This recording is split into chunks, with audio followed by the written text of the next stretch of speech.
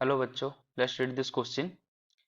A resistance of 40 ohm is connected to a source of alternating current rated to 20 volt 50 hertz. Find the time taken by the current to change from its maximum value to RMS value.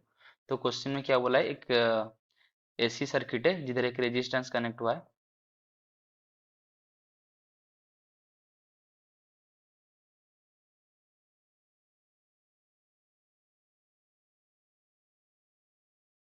तो ये जो resistance है उसका ये है 40 ओम, और जो AC circuit है उधर दिया गया है उसका रेटिंग है 220 वोल्ट, उसका आरएमएस वैल्यू, और उसका जो फ्रीक्वेंसी है वो है 50 हर्ट्ज। तो हमको क्या फाइंड करने के लिए बोला है कि इसका जो मैक्सिमम वैल्यू से आरएमएस वैल्यू चेंज होगा करंट, उसकी टाइम कितने लगेगा। तो उसके लिए जो की कंसेप्ट है, तो जो एसी करंट का होता है इक्वेशन होता है, तो क्या होता है, I of T equal to I naught sine omega D, ऐसे फॉर्मेट में होता है, साइन या कोसाइन की फॉर्म में। और जो आई नॉट है ये क्या है, ये है पीक वोल्टेज, और आरएमएस क्या है, आई आरएमएस का जो वैल्यू होता है वो होता है आई नॉट डिवाइडेड बाई √2। तो इसके हिसाब से अगर हम देखेंगे तो पहले अगर हम बात करेंगे कि जब पीक पे होगा तो I equal to I naught, मतलब पीक टाइम पे होगा तो कितने टाइम लगेगा, तो I naught equal to I naught sine omega T. That implies इधर अगर आई नॉट हम कैंसिल करेंगे तो sine omega T equal to 1। That implies omega T equal to pi by 2। That implies T equal to pi by 2 omega.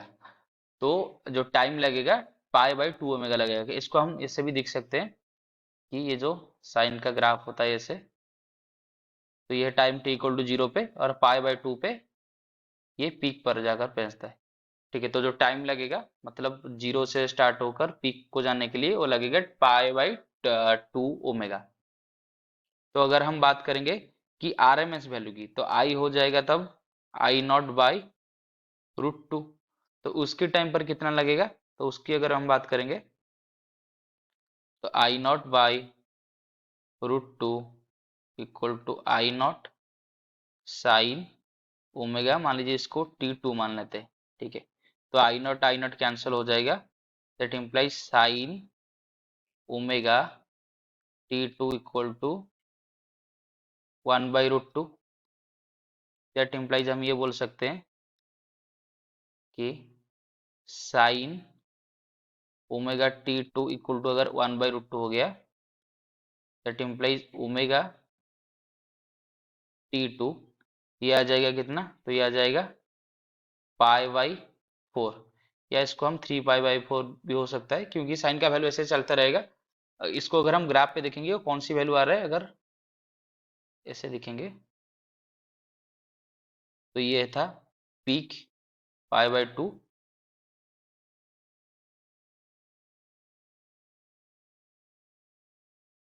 तो एक ये side में आएगा जो कि है पाई बाई 4, और अब इस साइड में आएगा जो है 3 पाई बाई 4।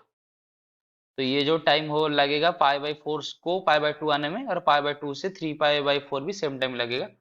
तो ये अगर इधर T2 अगर निकालेंगे तो ये हो जाएगा पाई बाई 4 ओमेगा, या हम ऐसे भी लिख सकते हैं इसको 3 पाई बाई 4 ओमेगा।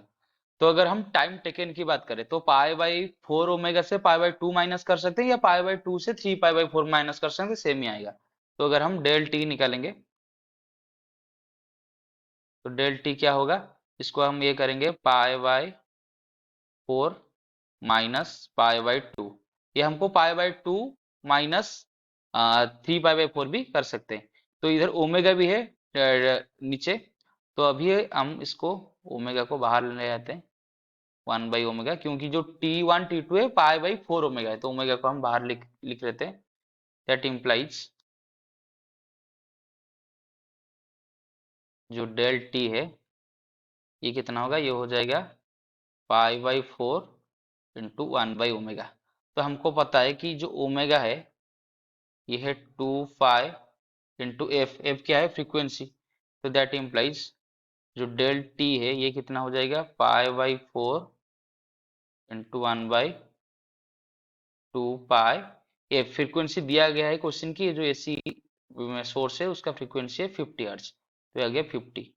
तो ये पाई पाई कैंसिल हो जाएगा, तो ये आ जाएगा 1/8 इंटू 50 इक्वल टू, इसको अगर सॉल्व करेंगे तो ये कितना आएगा, 0.025 सेकेंड, या इसको हम ये बोल सकते हैं 2.5 मिली सेकेंड। तो अगर ऑप्शन चेक करेंगे तो option C 2.5 millisecond is the right answer.